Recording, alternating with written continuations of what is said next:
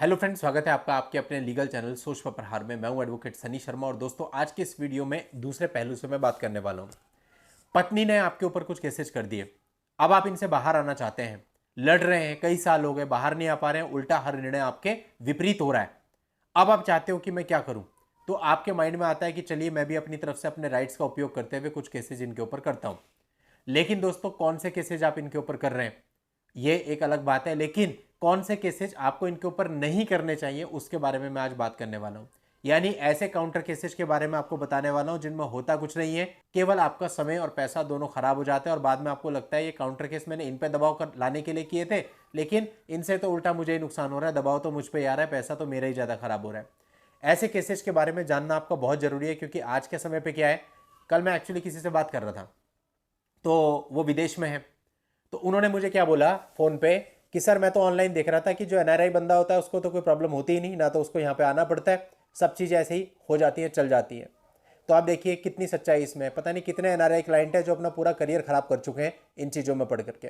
अभी पढ़ लिया होगा कहीं पे कोई आर्टिकल की कमी तो है नहीं, गूगल पे या यूट्यूब पे आपको दुनिया भर के वीडियोज दिखते हैं। अब दोस्तों जो कुछ आप देख रहे हो वो सत्य ही है, इसकी क्या गारंटी है। यूट्यूब पे आपको पता ही है क्या क्या चीज़ें आपको देखने को मिल जाती हैं, ऐसे ऐसे थंबनेल देखने को मिल जाते हैं जो मिलियन व्यूज गेन करते हैं, लेकिन जब उसे आप खोलते हैं उसके अंदर कुछ होता ही नहीं। तो आप कैसे हर चीज़ पे इतना भरोसा कर सकते हैं। वास्तविकता तो यह है कि बाहर रहने वाले पर और ज़्यादा दबाव होता है, क्योंकि पुलिस दबाव दे रही होती है यहाँ पे आ जाओ, नहीं आता है तो एब्सकॉन्डर घोषित कर देते हैं, उसके बाद आपके पासपोर्ट को सीज करने की कार्रवाई चलती है, ना इधर के रहते हो ना उधर के रहते हो, परेशानी आपको और ज़्यादा होती है। और भी बहुत चीज़ें हैं, उसमें मैं अभी बारीकी में नहीं जा रहा हूँ, लेकिन यह कन्फर्म है कि जो चीज़ आपने कही वो 100% गलत है। तो दोस्तों यही चीज़ है कि हम जो सोचते हैं वो कई बार नहीं होता, यानी जो हम पढ़ते देखते हैं वो नहीं होता। इसी तरह से काउंटर केसेस पर भी मैंने देखा बहुत सारे वीडियोज बने हुए हैं, उन वीडियोज में जो केसेस बताए गए उनमें से कितने केसेज ऐसे हैं जो चलेंगे, कितने केसेज ऐसे हैं जो नहीं चलेंगे। कई बार मेरे को कॉल आता है, लोग काउंटर केस पे बारे में बात करते हैं और जो काउंटर केस वो बता रहे होते हैं, मैं कहते हैं बोल क्या रहे यार, टाइम खराब कर रहे हैं। बोले आप ही के चैनल पे देखा। मैंने कहा मेरे चैनल पे नहीं देखा, मेरे को मेरे 1400 वीडियो में याद है कि मैंने क्या बनाया और क्या नहीं बनाया, एक एक कॉन्सेप्ट याद है, क्योंकि जिस कॉन्सेप्ट पे मैं चलता ही नहीं हूँ, जिसको मैं मानता ही नहीं हूँ, उस पर मेरा कोई वीडियो नहीं मिलेगा आपको। तो मेरे को अपना कंटेंट बहुत अच्छे से याद है, आपने किसी और चैनल पे देखा होगा। तो दोस्तों आज मैं आपको जो बताऊंगा ये बहुत इंपॉर्टेंट चीजें हैं। देखिए पहली चीज इसमें आती है, लड़का कहता है साहब मेरी पिटीशन में तो लिखा था कि उन्होंने दहेज दिया, तो दहेज देना भी अपराध है, लेना भी अपराध है। पहले वो कानून समझाने की कोशिश करता है, फिर कहता है मैं इसमें इस पे काउंटर केस कर देता हूं, डीपी एक्ट में कर दो। पहले तो एक्सेप्ट ही नहीं होगा, एक्सेप्ट हो गया तो आगे जाके खारिज हो जाएगा। यानी प्रैक्टिकली ये केस चलने का ही नहीं। आप ढूंढ के दिखाओ कितने केसेज ऐसे हैं जिनमें डीपी एक्ट में लड़के के पक्ष में निर्णय हुआ, ढूंढना नेट पे। मुश्किल से एक या दो केस दिखेंगे, वो भी रेयर, जिनको अपर कोर्ट ने खारिज कर दिया है। तो आप सोचिए फिर, क्योंकि इसके अंदर बहुत सारे लूप होल्स हैं। आपकी तरफ से पिटीशन प्रैक्टिकली वर्क नहीं करेगी तो फायदा क्या हुआ, क्योंकि बहुत टाइम लगता है मुकदमा बनाना, डालना, कॉग्निजेंस तक पहुंचाना, और एक साल बर्बाद करने के बाद, पैसा बर्बाद करने के बाद लगता है कि अपना केस तो खारिज हो गया, अब क्या करना है, क्या प्रेशर उन पर मेंटेन हो गया, एक साल आपने खराब कर लिए। इसी तरह से दोस्तों और भी कई चीज़ें होती है। कई बार होता है कि बहुत छोटी छोटी चीज़ें होती है, जाके आप डिफेमेशन का केस डाल देते हो।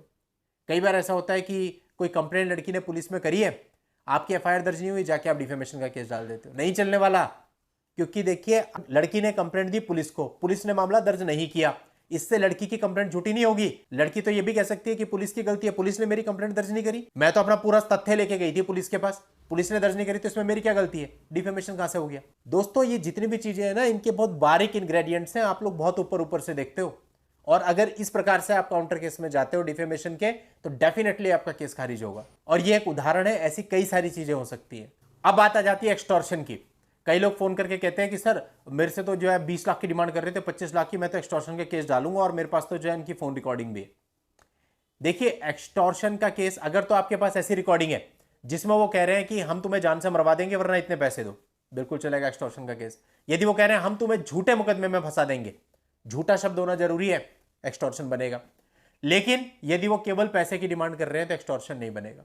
कारण वो तो कह देंगे कि हम तो वन टाइम सेटलमेंट की बात कर रहे थे, एलिमनी की बात कर रहे थे, एक्सटॉर्शन कहां से हो गया। यानी एक्सटॉर्शन केवल वो होता है जो पैसा आपसे मांगा जा रहा है, आपको धमका के मांगा जा रहा है, या आपको किसी भी तरह से डरा के, या आपके किसी सगे का या आपका नुकसान करने की धमकी देकर के मांगा जा रहा है, वो एक्सटॉर्शन है। सेकंड चीज, एक्सटॉर्शन का केस इतना छोटा होता है कि सामने वाले पर कोई ज्यादा दबाव आता नहीं है। तो ये भी मेरे हिसाब से सजेस्टेबल नहीं है। हाँ चल सकता है, अगर आपके पास इसके प्रूफ है चल सकता है, बट मैं सजेस्ट करूंगा कि जो भी आप काउंटर केस करते हैं उसके साथ में एक्सटॉर्शन के सेक्शन लगाइए, लेकिन सोल एक्सटॉर्शन के सेक्शन के बेस पे ही काउंटर केस मत लगाइए। अब इसके बाद आता है कि साहब उसमें लड़की वालों ने लिख रखा है कि 20 लाख रुपए हमने खर्च करे थे और उस समय तो 20 लाख मिल ही नहीं सकते थे, डिमोनेटाइजेशन हो रखा था, कोई कहता है उस समय तो कोविड चल रखा था, कोई कुछ। तो साहब इतने पैसे तो हो ही नहीं सकते, मैं तो इनकम टैक्स में कंप्लेंट कर दूंगा, इनकी बखियां उधड़ जाएंगी। ऐसा भी कुछ नहीं है, अभी भी आप गलतफहमी में। इनकम टैक्स विभाग को जस्ट आप एक कंप्लेंट भेज सकते हैं बना के, जितनी अच्छी आप बना सकते हैं उसका फॉलो अप आप ले सकते हैं, लेकिन आप इनकम टैक्स विभाग पे किसी प्रकार का दबाव नहीं डाल सकते कि कार्रवाई करो ही करो। तो ऐसे बहुत से मामले हैं जहां पे इनकम टैक्स विभाग ने कार्रवाई की, लेकिन ऐसे भी बहुत सारे मामले हैं जहां पर इनकम टैक्स विभाग ने इसको इग्नोर कर दिया। यानी कि ये पूरे तरह से इनकम टैक्स डिपार्टमेंट के ऊपर है कि वो इस पे संज्ञान लेगा या नहीं लेगा। कई बार आप आरटीआई लगाते हो, वो आरटीआई का जवाब देते हैं कि ये पर्सनल मैटर है, इसमें हम आपको कुछ नहीं बता सकते किसी के आरटीआई के संबंध में। तो कहने का मतलब इस पर भी आप ज्यादा भरोसा नहीं कर सकते। हाँ ठीक है, ऑप्शन है, यूज कर सकते हैं कि इसमें कोई आपको पैसा खर्च नहीं करना है, कोई ज्यादा आपको कोर्ट कचहरी के चक्कर नहीं काटने, एक प्रॉपर ड्राफ्ट बनाना है और उसको इनकम टैक्स विभाग में भेज देना है, उसके बाद आरटीआई से फॉलोअप लेना है। तो इस कृत्य को आप कर सकते हैं क्योंकि इसमें कोई आपका पैसे का या टाइम का नुकसान नहीं है। अब अगली जो गलती होती है वो ये होती है लड़के की कि साहब मेरी पत्नी तो मेरे घर से बहुत सारा सामान लेकर के चली गई, चोरी का मुकदमा दर्ज कराऊंगा, एफआईआर कराऊंगा, और पूरा भटकता रहता है ऊपर से लेके नीचे तक, यानी कि जे&के से लेके तमिलनाडु तक सारे स्टेट में हमने देखा है पत्नी के खिलाफ आप एफआईआर दर्ज नहीं करा पाते। जब पुलिस वालों को पता चलता है आप अपनी पत्नी के खिलाफ कह रहे हो कि वो चोरी करके ले गई, आपकी एफआईआर दर्ज नहीं होती। फिर आप एक और गलत कृत्य करते हैं, आप 156(3) में जाते हैं, वहां पे टाइम और पैसा खराब करते हैं, फिर मामला खारिज हो जाता है। नहीं चलेगा। आपको पहले से पता होना चाहिए क्या चलेगा और क्या नहीं चलेगा। जो नहीं चलेगा उसके पीछे टाइम मत खराब करो। तो दोस्तों ये आज की इस वीडियो में जो मैंने आपको चीजें बताई, ये मैक्सिमम लोग आज के समय में परफॉर्म कर रहे हैं और उनको नुकसान हो रहा है। तो आपको ऐसा बिल्कुल भी नहीं करना। काउंटर के लिए आपको बहुत एक्सपर्टीज चाहिए, और जो काउंटर केसेज आप इनके ऊपर फाइल करो वो हार्श और शार्प हो, बड़े केसेज हो, इनके ऊपर एक्चुअल में दबाव आए ऐसे हो। अब कई लोग मुझे कह देते हैं कि सर आप बताओ कौन से काउंटर केस में कर सकता हूं। अरे आपके साथ पता नहीं क्या क्या हुआ होगा, आपकी पता नहीं क्या क्या हिस्ट्री होगी, पता नहीं वो लड़की कहां रहती है, आप कहां रहते हो, कितने एंगल्स हैं, उन सारे एंगल्स पे विचार करके आपको देखना होता है आपके क्या राइट बनते हैं और ऐसे कौन से केसेज हैं जिनसे इनके ऊपर दबाव आएगा, जो कि हर मामले में पहले तो कॉमन नहीं हो सकते और वर्बली आप किसी से पूछोगे कोई आपको बता नहीं सकता। अब मैं मान लो यही वीडियो में आपको 10 सेक्शन बता दूं कि ये सेक्शन है, आप जाओ काउंटर केस करा लो, आप चक्कर मारते रहोगे थानों के, आप एक एफआईआर दर्ज नहीं करा पाओगे, ये सत्यता है। तो फिर इतना लाइटली आप काउंटर केसेज को मत लो कि कहीं से आपने धारा पढ़ ली हो गया। मैंने वीडियो बनाया था बहुत समय पहले, 14 धाराएं बताई थी जिनमें आप इनके ऊपर कार्रवाई कर सकते हो, लेकिन अब वो 14 धाराएं आप वो वीडियो में देख लेना, 14 धाराएं पता चल गई आपको, जाओ कराओ काउंटर केस, होंगे ही नहीं।